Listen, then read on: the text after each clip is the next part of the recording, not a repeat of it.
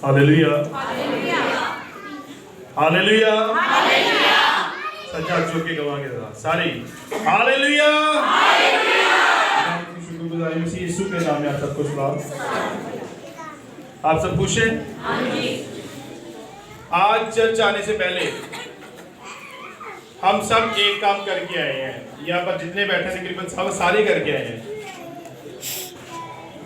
बता सकता है कोई हम किसी खास चीज को देखकर फिर चर्च आए हैं, या ये जरूरी कि चर्च आते वक्त ही देखते हैं, बल्कि उसके अलावा भी जब हम कहीं आते जाते हैं, हर रोज उठते हैं तो उस चीज को देखते हैं। मिरर, शीशा, यही बात है। कितने लोग हैं जो आते वक्त शीशा नहीं देख के आए? वो हाथ उठाए। भाई बहनें सारे। अच्छा 2 बजे हैं, ठीक है, मैं भी देख के आया हूँ। हमें जरूरत है, जो इंसानी आंख है वो हमारे बदन को मुकम्मल नहीं देख सकती।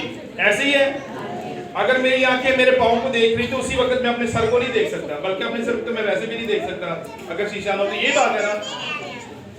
तो हमारी जो आंख है ये महदूद है, हम सारी चीजें नहीं देख सकते इस आंख से, यही बात है ना।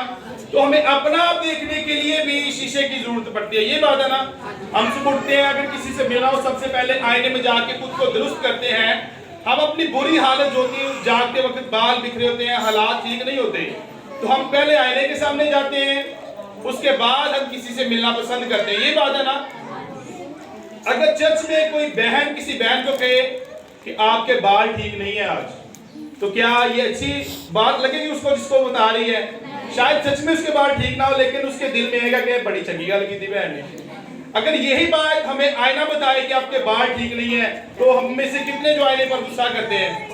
कोई नहीं, क्या उसे तोड़ देते हैं? बल्कि वो हमें हमारी खामियां बताता है, हम उसे संभाल के रखते हैं, ये बात है ना। उसकी कदर करते हैं, यही बात है। हम आईने को संभाल के रखते हैं क्योंकि वो हमारी बुरी हालत जानता है। ऐसी हालत जो कोई भी नहीं जानता वो आईना जानता है, तो उसने देखी होती है, यही बात है। सो आईना हमेशा सच बोलता है, ये बात है कि झूठ बोलता है? हमेशा सच बोलता है। लेकिन आईने में एक खामी मौजूद है, जो दुनिया के आईने हैं ये हमारी खामी बता देते हैं, लेकिन उसको ठीक करने में हमारी मदद नहीं करते, हमें खुद ही करना पड़ता है। अगर मेरे बाल खराब है तो आईना ठीक नहीं करेगा, मुझे कंघा पकड़ के अपने बालों को ठीक करना पड़ेगा हाथ से, जिस तरह भी मैं करूंगा, यही बात है। लेकिन आज हमारे पास ये जो आईना मौजूद है, ये ना सिर्फ हमारी खामियां बताते हैं बल्कि उनको दुरुस्त भी करते हैं। हालेलुया।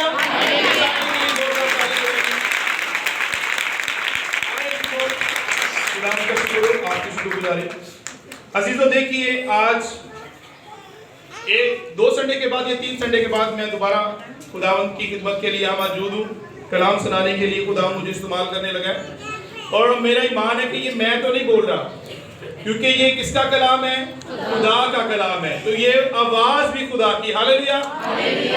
चाहूंगा बड़े गौर से सुनिएगा, ताकि जब बीच में मैं थोड़े 1-2 सवाल पूछता हूं तो मेरी मर्जी होगी कि मैं किससे पूछूंगा, ठीक है? तो जो गौर से नहीं सुन रहा होगा, मैं उसे देख रहा हूँ यहाँ पर खड़ा, खुदा का रूह देख रहा है, तो मैं उसी से पूछूंगा, भाई या बहन आप बताएं आज के कलाम में से खुदा ने हमारी रहनुमाई क्या किया है? आमीन। सो खुदा का कलाम एक आईने की मानद है।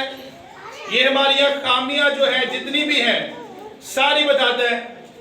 ना सिर्फ बताता है बल्कि उनको दूर करने में अच्छे मशवरे नहीं देता, करके दिखाता है हमें। अगर हम इसको अपनी जिंदगी में अपना लें तो हमें अपनी खामियां दूर करने की जरूरत नहीं पड़ती, बल्कि कलाम खुद हमारी काट छांट करता है। हालेलुया। और हमें बेहतरीन हालत में लाकर खुदा के सामने खड़ा करता है। आमीन। अजीजों, किसी को याद है जब मैंने आखिरी दफा चर्च में कलाम सुनाया था तो क्या टॉपिक था हमारा? दुआ। दुआ के बारे में हमने सिर्फ ये देखा था, क्या दुआ जरूरी है या नहीं जरूरी। तो खुदा के पाक कलाम में से हमने देखा था कि दुआ जरूरी है। आमीन। लेकिन आज फिर हम दुआ के बारे में ही देखने वाले हैं, लेकिन आज दुआ में हम देखेंगे, जरूरी तो है, हमने देख लिया पिछले संडे, अब देखेंगे कि शैतान क्या करते हैं कि हमें दुआ से रोक ले। आमीन। घरों में जाने के बाद, लोगों के मसाइल सुनने के बाद हमें पता चला अभी तक लोगों को 16 किस्म की मुश्किलात परेशानियों का सामना करना पड़ता है, जो शैतान इस्तेमाल करके उनको दुआ से रोक लेता। कितनी किस्म की है? अभी 16 है। अभी दूसरे घरों में जाएंगे, उनके कुछ और मसाइल होंगे, शैतान उनके घरों में कैसे उनको दुआ से रोक रहे हैं। आमीन। अभी जो 16 हमने देखी उनमें से 4 आज सीखेंगे हम। आमीन। कितनी सीखेंगे? 4। लेकिन चाहूंगा कि चारों की चारों अपने गौर से सुनकर उनको देखना है कि क्या ये मेरी जिंदगी में भी अमल कर रही है बात, क्या शैतान इसी तरीके से मुझे दुआ से रोक रहा है। ठीक है, अगर हम देखेंगे तो ये समझिए कि आईने ने आज आपको बता दिया कि आपके रूहानी जिस्म में ये खामी है। आमीन। रूहानी आईना आपको रूहानी खामी बताने के बाद उसको दूर भी करेगा। हालेलुया। सो आज हम चारों जो गलतियां देखने वाले हैं, शैतान के बड़े मंसूबे देखने वाले जो हमें दुआ से रोकता है, उनको ना सिर्फ सुनना है बल्कि अपनी जिंदगियों में अप्लाई करना है, अपनी जिंदगियों में देखना है कि क्या ये मेरी जिंदगी में मौजूद है कि नहीं। आमीन। अगर मुझे अपने आप को शेप में लाना है, अगर मैं मोटा हो गया हूं तो मुझे अपने आप को स्मार्ट करना है, तो मैं एक काम करूंगा, मैं जिम में जाऊंगा, यही करूंगा। वहां जाकर अपने जिस्म के लिए मैं वक्त गुजारूंगा, उन वेट्स के साथ, उन डंबल्स के साथ, कि अपने आप को मैं किसी तरीके स्मार्ट कर लूं, यही करूंगा। अगर मैं जिम जाता हूं, मैं वहां पर अपनी फीस देता हूं जो महीने की होती है उनकी, और उसके बाद जिम जाने के अंदर मैं एंट्री कर लूं और खड़ा होकर जितने लोग करें सबको देखता रहूं, तो क्या मैं अपने आप को स्मार्ट कर सकूंगा? मैं तो कहूंगा मैंने फीस भी दे दी हुई है, मैं जिम भी आ गया हूं और इतने लोग भी कर रहे हैं, तो क्या मेरे ऊपर कोई असर पड़ेगा उसका? अगर मैं जिम जाऊं और डंबल्स को एक दफा उठाऊं, रख दूं और घर आ जाऊं, तो फिर क्या असर पड़ेगा मेरी जिंदगी पर? कुछ भी फर्क नहीं पड़ेगा। मुझे क्या करना पड़ेगा? मुझे अपना वक्त गुजारना पड़ेगा उस वजन के साथ, उन डंबल्स के साथ, उन पर मेहनत करनी पड़ेगी। यही बात है, मैं अपनी जी जान लगाकर उस पर मेहनत करूंगा, गर्मी हो सर्दी हो, मैं जाना नहीं छोड़ूंगा, तो फिर शायद साल के बाद मैं कुछ स्मार्ट नजर आना शुरू कर दूं। ये जिस्मानी बात होगी। आमीन। हमारे कुछ लोग घरों में दुआ कैसे करते हैं, जब पूछा जाता है भाई आपकी टिक लगा हुआ है, कैसे दुआ की आपने? जी मैं सवेरे रोटी खाने लगा तो मैं दुआ की थी, मैं शाम में रोटी खाने लगा तो फिर मैं दुआ की थी, मैं दोपहर भी की थी, तुम दुआ नहीं कहते मैं 3 बार की थी। क्या ये वो दुआ है जो खुदा चाहता है? ये तो शुक्रगुजारी है आपके खाने के लिए कि खुदा ने आपको खाना दिया है। ये खुदा से बातचीत तो ना हुई। क्या ये हमने खुदा से बात की? ये हमने शुक्रगुजारी कर दी, खुदा तेरा शुक्र हो, ये खुराक तूने मुझे दी है, लोगों के पास नहीं है, बहुत सारे लोगों को नहीं बेहतर, लेकिन मुझे दी, मैं तेरी शुक्रगुजारी करता हूँ। आमीन। उसके बाद हम खाना खा लेते हैं। आमीन। हमारे जो रूहानी जिस्म है, रूहानी जो तरक्की है, वो हम कहते हैं हम 30 साल गिरजे जा रहे हैं, लेकिन हमारे घरों के मसाइल ठीक नहीं हुए। हमारे माली हालात तो ठीक हो गए हैं, रूहानी तौर पर उनकी तरक्की नहीं होती। बहुत सारे लोग कहते हैं खुदा की बड़ी बरकत है, हमारे 5 प्लाट्स हैं, हमारे ये भी है, ये भी है, ये भी है, और जब उनसे दुआ का कहा जाता है तो दुआ वो इतनी छोटी करेंगे कि शायद संडे स्कूल के बच्चे उतनी दुआ करते हो। इसका मतलब हमें समझ में आता है कि वो हमारी गलती नहीं है। अगर मुझे दुआ आती नहीं तो ये मेरी गलती भी नहीं है। ये असल में कौन रोकता है हमें? शैतान रोकता है। आमीन। कौन रोकता है कि हमारी रूहानी तरक्की से जेलस कौन होता है?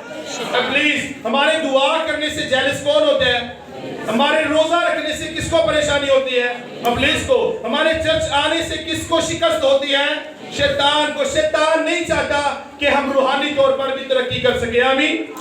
क्या शैतान चाहता है कि हम रूहानी तौर पर ग्रो करें और खुदा के कद के अंदाजा तक चले जाएं? जिस दिन हमारी रूहानी तरक्की हो गई, हम शैतान की सीढ़ी को कुचल डालेंगे, उसे पता है। यही बात है। सो वो नहीं चाहता कि हमारी रूहानी तरक्की हो। आप में से किसी को पता है जिन लोगों के सर छोटे होते हैं और जिस्म बड़ा होता है, मांगने के लिए अक्सर आते हैं, डोले शाह की चुई भी इसको कहते हैं, ये कहते हैं उनके सर छोटे छोटे होते हैं, उनके अंदर दिमाग भी छोटे छोटे होते हैं। कुछ बच्चे पैदाइशी तौर पर उन मसलों का शिकार होते हैं, उनके सर छोटे होते हैं और उनका जिस्म बढ़ जाता है लेकिन सर नहीं बढ़ता। लेकिन कुछ लोग क्या करते हैं, बच्चों को पकड़कर उनके सर के गिर्द एक लोहे का कड़ा बांध देते हैं। 20 साल बांधने के बाद बच्चा जवान हो जाता है लेकिन सर उसका छोटा ही रहता है, सर उसका बढ़ता नहीं है। तो मतलब उसका जो अंदर दिमाग है वो भी छोटा रहता है, वो हमारे जैसी सोच नहीं रखता। उसको जो कहेंगे वो करेगा, जो ना कहेंगे वो कुछ भी ना करेगा, बैठा रहेगा। तो समझ आई, उसका जिस्म बढ़ गया लेकिन उसकी सोच अभी भी नहीं बढ़ी। सोच 20 साल के बाद भी छोटी। आमीन। शैतान ने भी आपके ज़हनों के गिर्द एक कड़ा लगाया रूहानी तरक्की ना होने के लिए।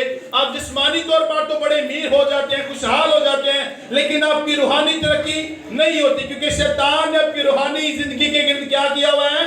बाउंड किया हुआ है, आपको बांधा हुआ है कि कहीं ये रूहानी तौर पर ग्रो ना कर जाए, ऐसा ना हो कि रूहानी तौर पर बढ़ जाए और मेरी सिरी को कुचल डाले। आमीन। यीशु ने उसकी सिरी को कुचला, तो अब ये इख्तियार हमारे पास भी है। शैतान है पांव के नीचे, हम गाते हैं, कितने लोग गाते हैं शैतान है पांव के नीचे, गीत में गाते हैं। तो मतलब शैतान की औकात क्या है? हमारे पांव के नीचे है। लेकिन वो करता क्या है? अपने हिले हरबे इस्तेमाल करता है कि इनको मैं ग्रो ना करने दूं, इनको दुआ में बढ़ने ना दूं। अगर मैं 2 मिनट की दुआ करता हूं तो मैं 10 साल से 2 मिनट की दुआ कर रहा हूं। अगर मैं आधे घंटे की दुआ करता हूं, मैं 10 साल से आधे घंटे की दुआ कर रहा हूं। रुक तो कोई तरक्की नहीं हो रही। तो असल में ये मेरा मसला नहीं है, ये कौन मुझे रोक रहा है? कौन रोक रहा है? इब्लीस। आमीन। मेरे साथ देखिए हवाला लूका की इंजील, उसका 22 बाब, उसकी 30 और 31 आयत देखेंगे। शैतान रूहानी तरक्की से जलता है, वो आपको रूहानी तौर पर तरक्की नहीं करने देता। लूका की इंजील 22 बाब, उसकी 30 और 31 आयत खुदावंद के पाक कलाम में से आपके लिए तलावत करूंगा। निकाल लीजिए, निकालिए सबने।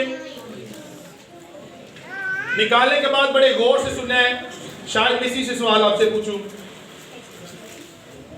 यीशु 30वीं आयत में अपने शागिर्दों से मुखातिब है और 31वीं आयत में भी अपने शागिर्दों से कोई बातें कर रहे हैं। देखिए वो बातें क्या कर रहे हैं। ताकि मेरी बादशाही में मेरी मेज पर खाओ पियो। ये किसको कहा जा रहा है? शागिर्दों को यीशु कह रहा है कि मेरी बादशाही में तुम मेरे ही मेज पर खाओ पियो, बल्कि तुम तख्तों पर बैठकर इस्राएल के 12 कबीलों का इंसाफ करोगे। हालेलुया। यीशु कहता है मेरी बादशाही में तुम मेरी मेज पर खाओ पियोगे, बल्कि मेरे तख्त पर बैठोगे और इस्राएल के कितने कबीलों का इंसाफ करोगे? 12 कबीलों का। कितनी पुरसकून बातें हो रही हैं, कितनी खुशहाली की बातें हो रही हैं। आमीन। लेकिन जैसे ही आप देखेंगे इसकी आगे की आयत, मौसम बदल जाएगा, हालात बदल जाएंगे और अचानक से यीशु मसीह की बातें जो है वो इस टॉपिक से हटकर दूसरे टॉपिक पर जाती हैं। वो देखिए क्या है। इन सारी खुशहाली के बातों के बाद जो बड़े अमन से कर रहे हैं यीशु, बैठे हुए शायद शागिर्दों के साथ, और अचानक ही यीशु क्या कहते हैं? शमाउन शमाउन, देख शैतान ने तुम लोगों को मांग लिया ताकि गेहूं की तरह फटके, लेकिन मैंने तेरे लिए दुआ की। आमीन। आमीन। रूहानी दुनिया में आप सबके लिए जंग हो रही है। रूहानी दुनिया में आप सबके लिए क्या हो रहा है? कितनी अच्छी बातें। यीशु बैठे हैं और कह रहे हैं कि मेरी जब बात सही आएगी तुम मेरे मेज पर खाओ पियोगे, बल्कि मेरे तख्त पर बैठोगे, 12 कबीलों का इंसाफ करोगे। अचानक से यीशु शायद खड़े होकर बोले शमाउन शमाउन, देखो इब्लीस ने तुम सबको मुझसे मांगा ताकि गेहूं की तरह पटके, लेकिन मैंने तुम्हारे लिए दुआ की। मतलब क्या है कि शैतान आपको कभी मांग लेता है। आमीन। आमीन। कितनों को पता है अय्यूब को भी शैतान ने मांगा था। अय्यूब को भी शैतान ने मांगा था कि ऐ खुदा मुझे पता है तू उसको बड़ी सहूलियत दे रखी है तूने, इसलिए वो तेरी दुआ करता है, अगर तू मुझे दे इजाजत तो मैं उसको दूंगा नुकसान, उसके बाद देखना क्या वो तेरी इबादत करता है। मांगा था। इसी तरह रूहानी दुनिया में आपकी नजरें नहीं जा सकती, जिस तरह आपकी आंखें आपके सारे जिस्म को नहीं दे सकती, आपकी आंखें रूहानी दुनिया को भी नहीं दे सकती। शरारत की रूहानी फौजें जिनके साथ हमारी जंग है, वो हर रोज हमारे खिलाफ साजिशें करती हैं। आमीन। हम शाम को रात को सो जाते हैं, क्या वो सोती हैं? वो हमारे खिलाफ साजिशें बनाती रहती हैं, अपनी शेर बबर की तरह धारता फिरता है कि किसको हार खाए। हालेलुया। लेकिन दुआ किसने की उनके हक में? यीशु ने। हालेलुया। क्या इब्लीस कामयाब हो सकता है? नहीं। इब्लीस मांग लेता है, लेकिन हल क्या है इसका? दुआ। आमीन। आज देखिए कितने लोगों को आग में से इब्लीस मांगता है खुदा के लिए। ये आप पर डिपेंड है कि आप कैसे उसका मुकाबला करते हैं। क्या आप खुदा के सारे हथियार बांध चुके हैं? क्या आप दुआ गो हैं? अगर आप दुआ गो हैं तो ना सोचिए कि पुलिस मुझसे दूर है, बल्कि वो आप पर ज्यादा टैक्स करेगा। आज हम 4 टैक्स को देखेंगे कि वो हमारी जिंदगियों पर कैसे अटैक करते हैं। हालेलुया, आमीन, आमीन। अजीजों, पौलुस रसूल दुआ कर रहे थे, उनकी दुआ का जवाब कितनी देर बाद आया था?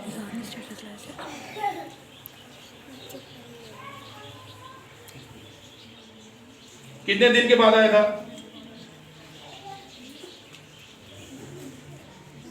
इब्लीस आपकी दुआओं को रोकने के लिए दुनिया की सारी चीजें इस्तेमाल कर सकता है। कौन कौन सी चीज कर सकता है? दुनिया की जितनी चीजें हैं वो सारी आपके रास्ते में खड़ा करेगा। अगर तू मुझे सजदा कर दे तो ये सारी चीजें मैं तुझे इनाम में दूंगा। ये उसका आपके लिए एक बेहतरीन ऑफर है जो उसको लगता है। लेकिन हमारे वो पांव की खाक की मानद चीजें हैं जो दुनिया की हैं। हालेलुया। जो हम दुनिया की चीजों के पीछे जाते हैं या खुदा की बादशाही के, आमीन, ये हम पर डिपेंड करता है। हमने देखा कि इब्लीस ने शागिर्दों को यीशु से मांगा ताकि गेहूं की तरह पटके। यीशु कहता मैंने तुम्हारे हक में तुम्हारे लिए दुआ की। आमीन, आमीन। सो समझ आ गई कि रूहानी जो ताकतें हैं वो हर रोज आपके खिलाफ साजिशें करती हैं। मत सोचे कि मेरे चार्ट पर 22 दिनों में एक ही कांटा लगा है तो समझे कि उस दिन आपको शैतान ने इस्तेमाल किया। उस दिन शैतान ने आपके ही किसी जज्बे को इस्तेमाल करते हुए आपको शिकस्त दी है। आमीन, आमीन। ऐसा हो गया कि ना हो गया? यही बात है। आमीन। आज हम देखेंगे कि रूहानी तरक्की जिससे वो जलता है उसको रोकने के लिए वो कौन कौन से काम कर सकता है। 16 बातें जब अभी तक हमने ऑब्जर्व की हैं उनमें से 4 सीखेंगे। आमीन। पहले देखिए मेरे साथ, यीशु मसीह पहाड़ पर दुआ कर रहे हैं, बागे गतसमनी में वापिस आए, शागिर्दों को देखा क्या कर रहे थे, वो बड़े जोश से दुआ कर रहे थे, सो रहे थे। आमीन। क्या कर रहे थे? यीशु आए, यीशु ने कहा जागो दुआ करो ताकि आजमाइश में, जागो दुआ करो ताकि आजमाइश में। आपकी दुआ करने से आप आजमाइश से बच सकते हैं। आमीन। लेकिन उसने रोका किस तरह शागिर्दों को? नींद की वजह से। आमीन। यीशु फिर दुआ करने के लिए जब वापस आए तो देखा शागिर्द फिर दुआ कर रहे हैं। क्या दुआ कर रहे थे? वो फिर सो रहे थे। यीशु ने फिर कहा जागो दुआ करो ताकि आजमाइश में ना पड़ो। यीशु तीसरी दफा आए और बोले अब सोते रहो, अब क्योंकि पानी सर से गुजर चुका है। आमीन। अब जब खादिम आपके घरों में जाते हैं, आप दुआया टीम आपके घरों में जाकर आपको कहती है तो देखिए शायद अभी आपके पास वक्त है, पानी सर से नहीं गुजरा, आप कुछ कर सकते हैं। तो आपको क्या करना है? सिर्फ और सिर्फ दुआ करनी। शैतान कहेगा दुआ की ਤੁਸੀਂ कहना की काम ते तू वेर नहीं अपने छड्डे, काम ते हले भी होई ने, तुसी कहना हाँ गल ते ठीक है, अच्छा मैं दुआ ही नहीं करनी। उसने आपको कर लिया अपने हाथ में। शैतान ने कहना दुआ की कि अपनी बहन को अभी तक तूने माफ ही नहीं किया, 2 साल हो गए, तो क्या आप करेंगे? अच्छा हाँ बाकी मेरी दुआ सुनी नहीं जाती, सो मैं दुआ नहीं करूंगा। आमीन, आमीन। अगर मेरी गुनाह की जिंदगी इस लेवल तक है, मुझसे भी बड़ी है मेरी गुनाह की जिंदगी, और मेरी दुआ की जिंदगी शायद मेरे घुटनों तक है, यहां तक है, तो मैंने दुआ करना शुरू कर दी। इससे पहले मेरी घुटनों तक भी दुआ ना थी, फिर मेरी दुआ का लेवल बढ़ते बढ़ते मेरी कमर तक आ गई, यहां तक। तो क्या मेरी जिस्मानी जिंदगी खत्म हो गई? गुनाह की जिंदगी खत्म हो गई? फिर अचानक मेरी दुआया जिंदगी बढ़ते बढ़ते मेरे कंधे तक आ गई, तो क्या मेरी गुनाह की जिंदगी खत्म हो गई? आपकी खामियां आपके अंदर रखता है पुलिस, आपको हर तरह से उलझा के रखता है, आपके गिर्द वो दिमाग के गिर्द आपके कड़ा लगा के रखता है कि रूहानी तरक्की ना हो। वो आखिरी हद तक कोशिश करता रहता है, कोशिश करता रहता है। आमीन। सो फिर क्या हुआ कि मेरी दुआया जिंदगी मेरे सर से गुजर गई, लेकिन मेरी गुनाह की जिंदगी अभी भी वही है। तो क्या मेरी गुनाह की जिंदगी खत्म हो गई? अचानक क्या हुआ कि मेरी दुआया जिंदगी भी उतनी है, मेरी गुनाह की जिंदगी भी उतनी है, तो क्या गुनाह की जिंदगी खत्म हो गई? लेकिन एक वक्त आता है जब आपकी दुआया जिंदगी बढ़ती जाती है और गुनाह की जिंदगी नीचे आते आते आते आते खत्म हो जाती है। हालेलुया। लेकिन इसको आउट है। माँ बाप रोज देखते हैं, 2 साल के बाद भी उनको छोटा ही लगता है। जब बाहर से कोई आता है तो कहता है भाई इतना बड़ा हो गया, क्योंकि हम रोज देखते हैं, हमें नहीं पता चलता। हम रोज दुआ करते हैं, हमें महसूस नहीं होता कि हमारी रूहानी तरक्की हो रही है। लेकिन जब दूसरा रूहानी बंदा आपको देखता है, वो कहता है वाह भाई आपकी जिंदगी में बड़ी चेंजिंग आ गई, आप पहले जैसे नहीं रहे। आमीन।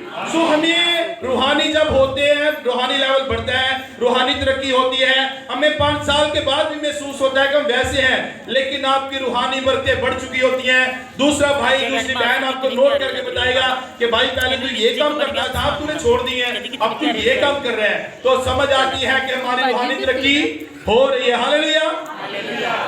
इब्लीस का नंबर 1 जो हरबा है वो क्या शागिर्दों पर उसने तारी कर दिया, नींद तारी कर दी, ताकि उनको कैसे रोक सके, दुआ से। ईमानदारों का बाप किसको कहते हैं, अब्राहम को। आमीन। उसने भी खुदा से निशान मांगा था और खुदा ने कहा कुर्बानी करो। क्या किया उसने, 5 जानवर लिए, उनकी कुर्बानी की और उसने कहा आग आसमान से आकर इस कुर्बानी को चट कर जाए, इसको कबूल कर ले। आमीन। सारा दिन बैठा रहा, सुबह लेकर शाम तक जो परिंदे थे गोश्त लेकर आते थे, चील कौवे वगैरह, उनको भगाता रहा ताकि खुदा की कुर्बानी जाया ना हो जाए। तो क्या हुआ, जब शाम हो गई, वो परिंदों को भगाते भगाते थक गया, तो उस पर ऐसी गहरी नींद छा गई कि किसी परिंदे ने आकर उस कुर्बानी को चोंच लगाई या उसको शायद खा लिया। तो समझ आती जो नींद है वो इब्लीस की तरफ से है। दुआ के दौरान रात को सोना इब्लीस की तरफ से नहीं, खुदा की नेमत है आपके लिए। आमीन। लेकिन जब दुआ के दौरान आपको जमाई आए, नींद आ जाए, आप सारा दिन काम कर करके थक गए, शैतान कहे कि आपने आज 5 सूट सी लिए हैं बहनों, तो छोड़ो परे, दुआ सुबह कर लेना, खुदा रहीम है माफ कर देगा, बड़ी मीठी मीठी बातें करेगा, आपके ज़हन में आएगी वाकई खुदा रहीम है, मेरा बाप है, मुझे माफ कर देगा, सो आज मैं दुआ ना करूं। तो असल में वो कह कौन रहा है, और अगर आपने दुआ ना की तो गालिब कौन आ गया, शैतान। हालेलुया। आप अपने क्रॉस को देख के, अपने कांटों को देख के जो लगाए हुए आपने, तो देखें आप पर कितनी दफा 10 दिनों में इब्लीस गालिब आता है। आमीन। आमीन। अब हमने नींद के वसीला से उसको गालिब नहीं आने देना, क्योंकि कलाम में से हमने देखा है कि नींद कौन लाता है दुआ के दौरान हमारी जिंदगियों में, इब्लीस लाता है। आमीन। इब्लीस का एक हरबा हमने देखा, वो क्या है, नींद है। ये जब घरों में जाते अक्सर बहनों की जो हाजिरी लगी होती थी, भाई कहते थे आज हमने डबल ड्यूटी की थी, मेरा कुलीग नहीं आया था, मैं थक गया था, और मैं आते ही क्या किया, मैंने सो गया। मैंने पूछा जी आते सो के खाना तो नहीं खाया? फिर आपने खाना में खाया ही थक गए, खाना खा लिया है, दुआ खाना 15 मिनट में खाया तो दुआ 5 मिनट नहीं कर सके, तो कहा किसने असल में? तो नंबर 1 पे उसका जो हरबा इस्तेमाल करता, हमने क्या देखा, बुलंद आवाज से कहेंगे क्या देखा है कलाम में से, नींद का गलबा दुआ के दौरान, नींद का गलबा कलाम के दौरान, नींद का गलबा प्रस्तिश के दौरान, नींद का गलबा आपकी रूहानी तरक्की के बायस जो है आपको रोक लेता है। तो असल में नींद लाता कौन है आप पर? इब्लीस। हालेलुया। दूसरा जो काम है, सुबह के वक्त अक्सर ये भाइयों के साथ बहनों के साथ पेश आता है, बड़े गौर से सुनिएगा। दूसरा तरीका देखने लगे हैं, बहनें कहती हैं 3-4 माह के बाद स्कूल लगे हैं, बच्चों को की आदत नहीं है, स्कूल जाने से आधा घंटा पहले उठे थे, तो फिर भी हमने दुआ छोड़ी, जल्दी जल्दी नाश्ता बनाकर उनको स्कूल भेज दिया है। ये हमने फतह हासिल कर ली है कि आज हमने बच्चों को टाइम पर स्कूल भेज दिया है, लेकिन मैंने दुआ नहीं की, लेकिन मैंने चूंकि टाइम नहीं था। भाई कहते हैं मेरे ड्यूटी का टाइम 7:30 बजे है, आज मैं 7:15 जागा था क्योंकि रात जागता रहा हूँ किसी शादी की वजह से, और मैंने 15 मिनट में जल्दी जल्दी नहा के फ्रेश होके कपड़े पहने और काम पर मैं रस्ते से दुआ की थी कि मैं गड्डी चला रहा। क्या आपने खुदा से वादा किया था कि मैं बैठकर बिला नागा घर में 2 दफा दुआ करूंगा, दिन का आगाज करने से पहले और दिन का इख्तिताम करने से पहले? आमीन। तो आपने देखा कि शैतान ने आप पर एक और हरबा इस्तेमाल किया कि आपके पास वक्त नहीं है, आपके पास टाइम नहीं है, आपका स्केड्यूल बड़ा बिजी जा रहा है, आपके काम बड़े सिर चढ़ गए हुए हैं, आपके पास सारे गुजारे का भी टाइम नहीं है, दुआ का भी टाइम नहीं है। आमीन। सो पहला देखा वो नींद के जरिए, दूसरा देखा वो इस्तेमाल करता है कि आपके पास वक्त नहीं है। हालांकि आपके पास वक्त होता है, लेकिन शैतान जल्दी पे तेल डालता है कि वाकई में जल्दी कर आपके पास वक्त नहीं है। आमीन। क्या ये आपके अपने ख्याल है? नहीं। बहुत घट आवाज है। दिलेरी करो, सच कबूल करो, अपने बारे आईना वहाया जा रहा है। मेरे वास्ते भी आईने की गल की है ना, आईना देखा जा रहा है। अपने बाल अगर खराब है तो माने कहां भी खराब है, छुपाए ना। क्या ये मामला होते हैं घरों में कि वक्त नहीं है? मैं एक मिसाल से आपको समझाऊंगा। यीशु मसीह ने एक पैराबल के जरिए अपने शिगिर्दों से बात की, तमसील के जरिए से क्या कहा। एक बादशाह ने ज़ियाफत की, उसने मेहमानों को बुलाया, उसने अच्छे अच्छे बैल ज़बह किए, और जब उसने मेहमानों को बुलाने भेजा तो मेहमानों ने क्या कहा, जी मैंने बैल खरीदे हैं, मैं उनको आजमाने जा रहा हूं, मेरे पास टाइम नहीं है, मेरी नई नई शादी हुई है, सो मेरे पास टाइम नहीं है, मैंने खेत खरीदा, मैं उसको चेक करने जा रहा हूं, मेरे पास टाइम। किसके लिए टाइम नहीं है? बादशाह के लिए टाइम नहीं, जिसने आपको इज्जत दी है कि आओ मेरे घर में, आओ मेरे खाने में शरीक हो। आमीन। सो टाइम नहीं है हमारे पास, हम बादशाह के घर में नहीं जा सकते। आमीन। सो दूसरा जो वो हर बार इस्तेमाल करता है, वक्त की कमी के बाद में हवाले नहीं पढ़ रहा ताकि मैं जल्दी से बयान कर सकूं। आमीन। दूसरा हर बार हमने देखा, इब्लीस आपको कहेगा आपकी नई नई जॉब हुई है, जल्दी जाए, बॉस डांटेंगे, निकाल देंगे, आपके पास टाइम नहीं है, आपने खेत खरीदे हैं, आप उनको जाके चेक करें, आपके पास खुदा के लिए टाइम नहीं है। आमीन। तो असल में क्या ये अपनी सोच है आपकी? यही शैतान ने अपनी रूहानी जिंदगी के गिर्द लोहे का कड़ा डाला हुआ है। क्या आप रूहानी तौर पर ग्रो कर सके कि ना कर सके? ना कर सके। आमीन। बुलंद आवाज से कहिए, पहला हर बार जो इस्तेमाल करता है वो क्या है? नींद का। दूसरा हर बार जो इस्तेमाल करता है दुआ करने से रोकता है वो क्या है? टाइम नहीं है। आमीन। आमीन। ये भी लिखा है, वक्त को गनीमत जानो क्योंकि दिन बुरे हैं। ये रूहानी मायनों में लिखा गया कि खुदा के लिए वक्त निकालो, गनीमत जानो कि वक्त है तुम्हारे पास क्योंकि दिन बुरे हैं। बुरे हालात शुरू हो चुके हैं, आगे होने वाले इससे भी बड़े बड़े मामला होने वाले दुनिया में। आपको पकड़ा जाएगा, अपने इबादत खानों में ले जाएंगे, आपको कोड़े मारे जाएंगे, आपकी गर्दन उड़ा दी जाएगी, आपके बच्चों को मार दिया जाएगा, खाने पीने की चीजें नहीं मिलेंगी। तो फिर कैसे दुआ करेंगे? हम खुशहाली में दुआ नहीं कर सकते तो मुसीबत में कैसे करेंगे? अगर आपके पांव काट में ठोक दी जाए, बैग लगाकर जेल में डाल दिया जाए तो कैसे दुआ करेंगे? आप खुशहाली में दुआ करना पसंद नहीं करेंगे तो जब कैद हो जाएंगे फिर कैसे करेंगे? आमीन। सो दूसरा तरीका देखा, हमारे पास वक्त नहीं है। तीसरा जो तरीका है उसका, वो आपको एहसास कमतरी में डाल देगा। क्या करेगा? आपकी सोच को अपने ही खिलाफ इस्तेमाल करेगा और कहेगा विशाल भाई बड़ी अच्छी दुआ करते हैं, मुझे दुआ नहीं आती, मेरी दुआ तो बड़ी छोटी है, आपसे सो मैं दुआ नहीं करूंगा। आमीन।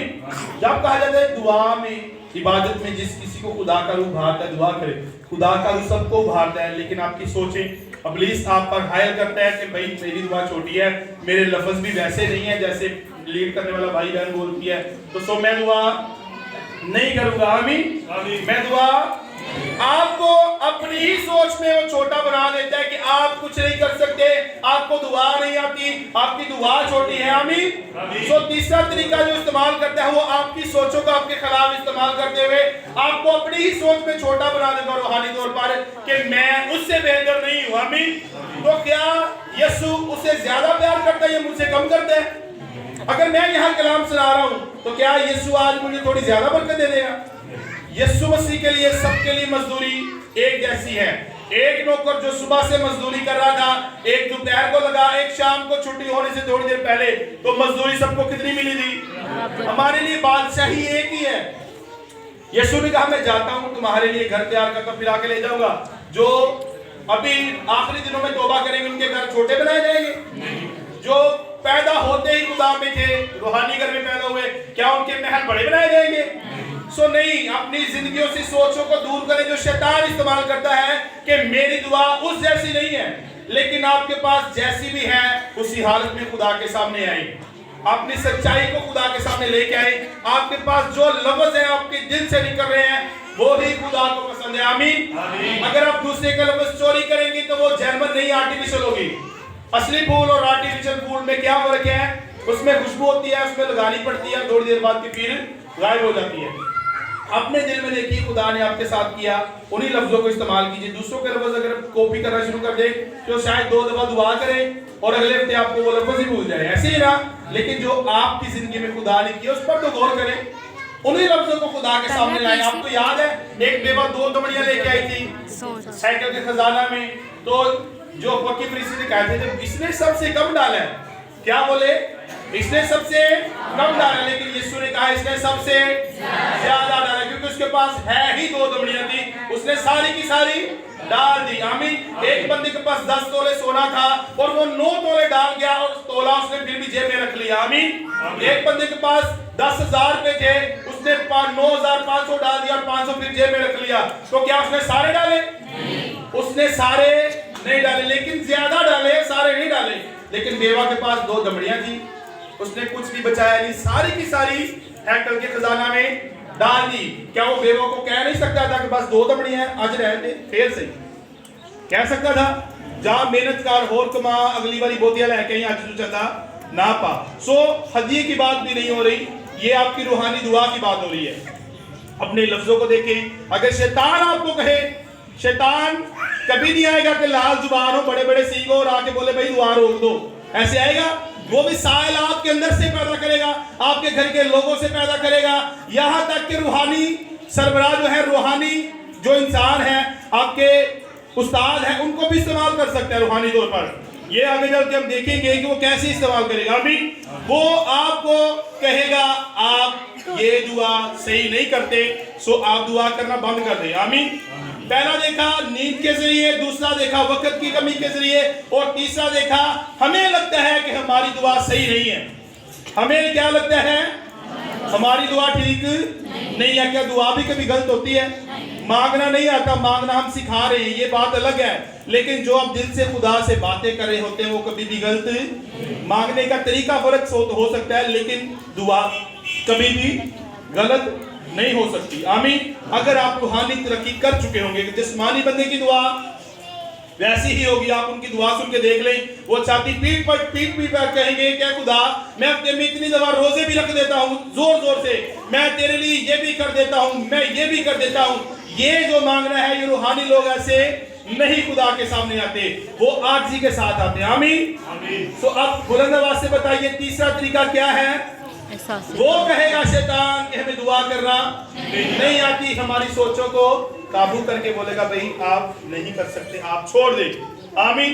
ये कितना तरीका, इसका नंबर क्या तरीके का हमने देखा? तीसरा। आमीन। चौथा देखिए मेरे साथ, वो क्या करता है?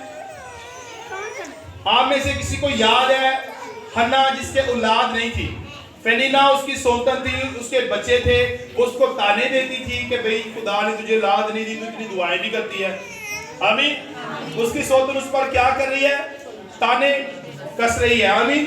फिर जब वो हैकल में दुआ कर रही है रो रो के, शायद बुलंद आवाज से, उसको होश नहीं है, तो एक मंसूर है जो सरदार का है, काहली का है, उसने कहा हन्ना क्या तू नशा में है?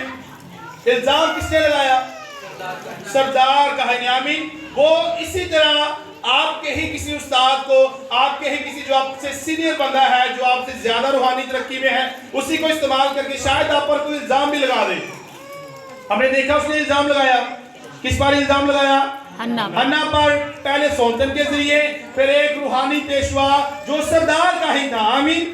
क्या तू नशा में है? 120 की जुमायत बदीलो जो जान दुआ कर रही थी और सारे लोग कह रहे थे ये ताजा मैं के नशा में। आमीन। इल्जाम लगा उन पर भी। खुदा की कलीसिया हम पर भी एक ही दुआ हुई थी, सवेरे सवेरे शुरू हो जाते तो सारे शुरू हो जाते, उच्ची उच्ची शुरू हो जाते, एक ही दुआ हुई सानू तो सुन दो। इल्जाम हो गया पर इल्जाम लगा कर आपको रोकेगा, और इल्जाम भी उस बंदे से लगवाएगा जिससे आप डरते हैं, जो आपसे ओहदे में बड़ा होगा, जिसकी बात शायद आप टाल ना सके। आपको नहीं पता होगा कि ये मेरे बड़े ने बात की है, ये शैतान ने इसको इस्तेमाल करके बात की। आमीन। पतरस ने भी तो कहा था कि यीशु तू मेरे पाँव ना धो, अब तक ना धोने पाएगा, ये कहा था। यीशु ने कहा शैतान दूर हो। तो क्या वो पतरस खुद था या पतरस की सोचों को इस्तेमाल कर रहा था? पतरस की सोचों को, उसके दिल को, उसके जिस्म को इस्तेमाल करते उसने अल्फाज के। आमीन। सो शैतान आप पर इल्जाम लगवा सकता है। क्या करवा सकता है? पहले तो कोई नहीं करती, तेरी 28 साल उम्र होगी, 30 साल होगी, 75 होगी, और अचानक तेरे दुआ को याद आ गई। इब्राहिम को कितनी उम्र में बुलाया था खुदा ने? 75 वर्ष की उम्र में। 75 वर्ष से पहले भी वो ईमानदार तो था, बुतों के सामने झुकता नहीं था, लेकिन खुदा ने इसको कितनी उम्र में बुलाया था? यहाँ पर 75 साल का बंदा बैठा है, बहन बैठी है, हमसे भी कहीं बुजुर्ग थे जब खुदा ने बुलाया। आमीन। तो जब आपसे कहा जाए कि होड़ तेन दुआ याद आइए, तो इब्राहिम को याद करें जिसको 75 वर्ष की उम्र में खुदा ने बुलाया था। आमीन।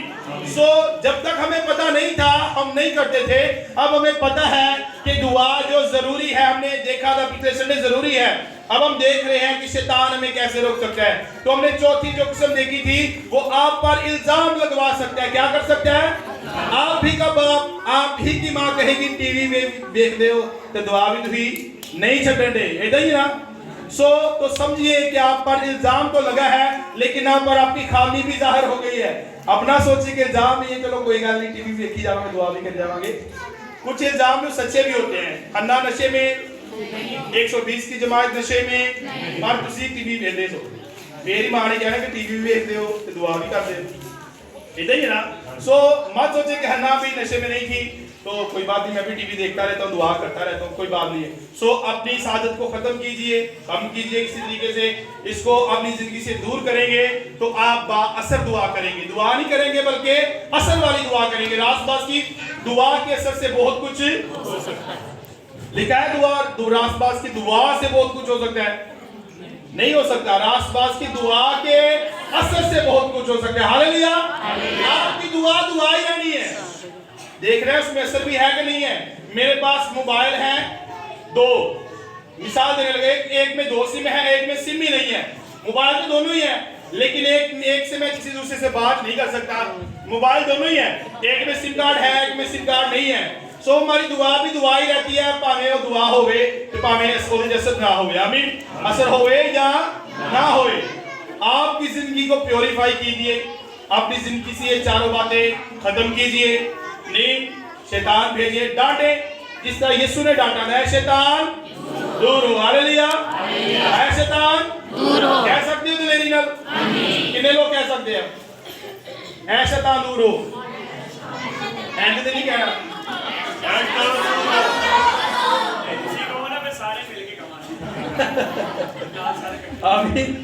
नहीं भाई कह रहे हमारी आवाज कम है, चूंकि अही ताड़े पीछे कह रहे हैं शैतान जो आएगा मेरे कहोगे भाई नाम बुलाओ, और करे फिर ही कहांगे शैतान दूर होए, नहीं कहोगे भाई नाम एक वक्त सारी जगह ते नहीं हो सकता। साडे बुजुर्ग पास्टर जड़े ने मेरे पापा, वो भी एक वक्त सारी जगह नहीं हो सकते, लेकिन वो खुदा हर जगह मौजूद है। आमीन। तुम तो लेरी ना कह सकते हो, की कह सकते हो? जो इल्जाम लगे उदों नहीं कहना, जो चारे गल्लां तुहाडी जिंदगी च वेखो कि दुआ दे दौरान ही होंदियां ने, उदों समझो कि शैतान करवा रहा है। 7:30 दुआ का टाइम है, तुहानू याद आवे कि 7:30 बजे भाई ने कहना जी मैच लगना ही, रेसलिंग लगनी, तो दुआ 8:30 कर लवांगे। खुदा 7:30 आ गया तो रेसलिंग भी आ गई है, सो असी रेसलिंग वेले खुदा नूं फिर कहना अगे ले जाने। आमीन। जरूरी कौन है? खुदा। हालेलुया। आप खुदा की इज्जत करेंगे। अगर 7:30 का टाइम है तो 7:30 बजे झुकिए, क्योंकि खुदा वहां पहले से मौजूद है, लेकिन खुदा को याद है किसने कहा था कि 7:30 बजे मैं बात करूंगा। आमीन। अगर आप कहें कि 7:30 की बजाय आज मैं 8:30 और खुदा ऐसे खड़ा रहे 1 घंटा पूरा, तो क्या हमने खुदा की इज्जत की? खुदा की इज्जत नहीं करेंगे तो खुदा भी आपकी इज्जत नहीं करेगा। कितने लोग आते इज्जत तेरी बढ़ावेगा यकूब दा खुदा? इज्जत करेंगे तो इज्जत करेगा, वो भी हमारी बढ़ावेगा ना। गाते रहेंगे तो बढ़ जाएगी इज्जत, बढ़ेगी नहीं होगी। खुदा को इज्जत देनी शुरू करें, खुदा आपकी इज्जत बढ़ानी शुरू करेगा।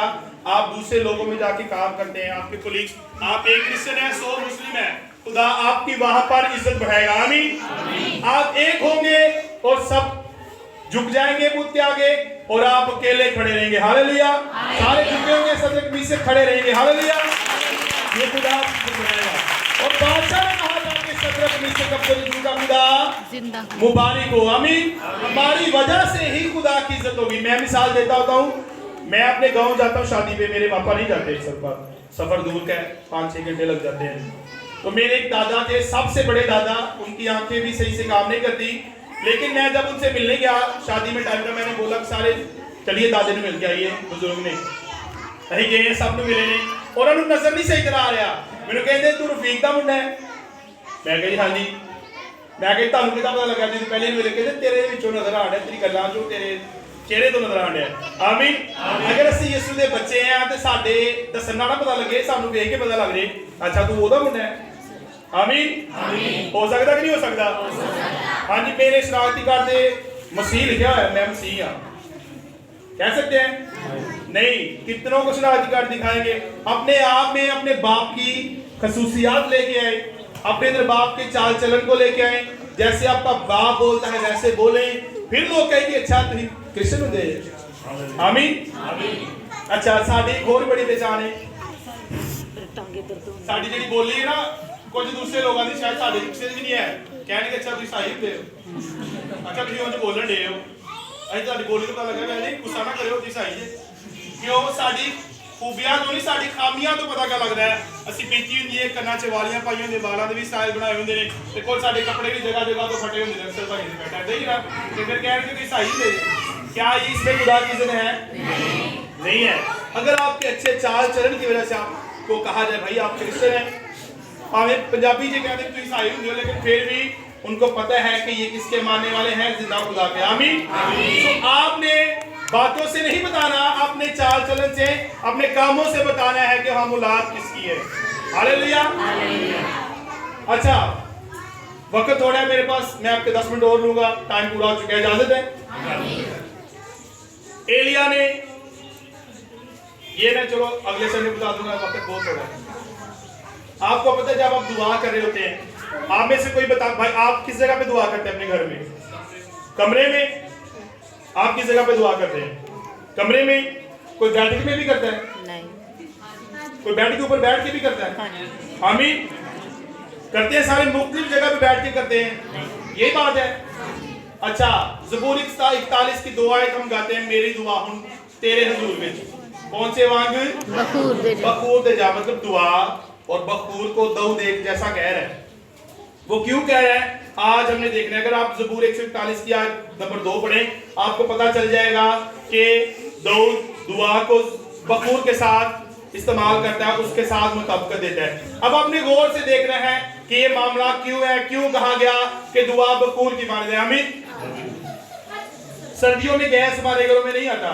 तो हम लकड़ियां जलाते हैं और लकड़ियां जलाने के बाद जो शुरू की आग होती है उसमें काफी ज्यादा धुआं होता है हम क्या करते हैं जिस कमरे में बच्चे उसका दरवाजा बंद करते हैं उसके छोटे छोटे सुराख बंद करते हैं कि धुआं अंदर जाए लेकिन फिर भी धुआं क्या करता है अंदर आ जाता है यही बात है बखूर जब जलाते थे तो उसमें से धुआं निकलता था लेकिन उसमें से अच्छी खुशबू भी निकलती आमीन अब अपने गौर से सुनना था एक गोल्डन मस्बा था जिस पर सोना बना हुआ था वो यहाँ पर था यहाँ पर पर्दा था और पर्दे के पीछे क्या था अहद का खुदा वहां पर मौजूद था आमीन भाइयों बड़े गौर से देखिए बहनों बड़े गौर से देखिए ये देखकर समझने वाली बात है एक पर्दा पर्दे के इस साइड पर वो गोल्डन मस्बा पड़ा हुआ है जिस पर आग जलती उस पर बखूर जलाया जाता आगे पर्दा पर्दे की दूसरी तरफ क्या पड़ा हुआ है अहद का संदूक खुदा वहां पर खुदा की हुजूरी होती थी पता है गुनाह के अंदर कोई बंदा वहां जाता था मर जाता था क्योंकि खुदा वहां मौजूद था आमीन सो दरमियान में क्या था पर्दा किसके दरमियान था पाक मकाम पाक तरीन मकाम के दरमियान में जो जुदा करता था इस साइड पे गोल्डन मस्बा पड़ा हुआ है जिस पर बखूर जलाया जाता और दूसरी साइड पर क्या पड़ा हुआ है क्या है अहद का संदूक क्या जो काहिन था वो अहद के संदूक को देख पाता था आगे पर्दा है क्या काहिन देखता था कि वहां पर अहद का संदूक पड़ा है जानते तो थे लेकिन नजर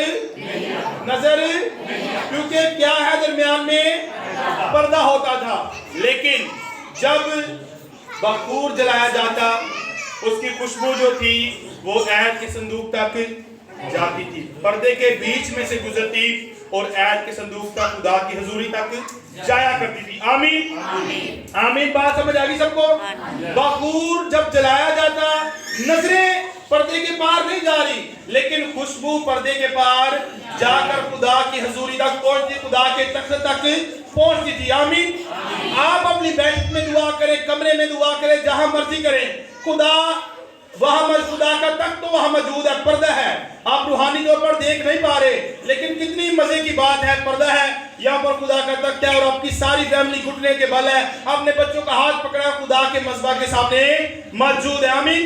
आप अपने कमरे में करें, खुदा का मज़बा वहां पर भी मौजूद है। आप अपने घर के किसी भी हिस्सा में करें, खुदा का मज़बा, खुदा का तख्त वहां पर मौजूद है। हालेलुया।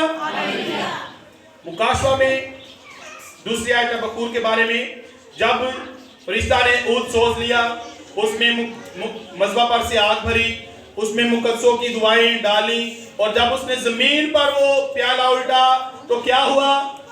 जो 2 दिन पहले जल्जला है, भूचाल आए, आंधियां और जमीन सारी हिली। यही बात है ना, आपकी दुआओं की वजह से खुदा बड़े बड़े काम करता है। आपकी दुआओं के वसीला से जमीन हिलती है, पत्थर दिल पिघल जाते हैं। जिन लोग जो लोग खुदा से दूर होते हैं, वो आपकी दुआओं के वसीला से वापस आते हैं। आमीन। तो आपकी दुआ बखूर की मानी जाए। मत सोचे कि खुदा मेरी सुन रहा है या नहीं सुन रहा, शायद मैं तो अपनी बैठक में खुदा यहाँ मौजूद है, पता नहीं कैसे मौजूद है।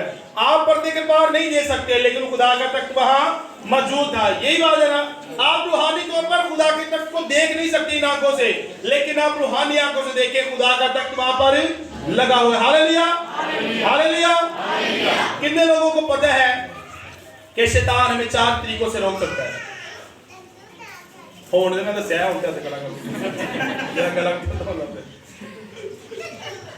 सबको पता है। और देखना है, पहला तरीका की है दूसरा तरीका टाइम नहीं है, तीसरा तरीका कमतरी, अपने आप को छोटा समझना, चौथा इल्जाम तलाशी करता है, खुदा नहीं करता, ਤੁਹਾਡੇ ही अपने को करवाता है। आमीन।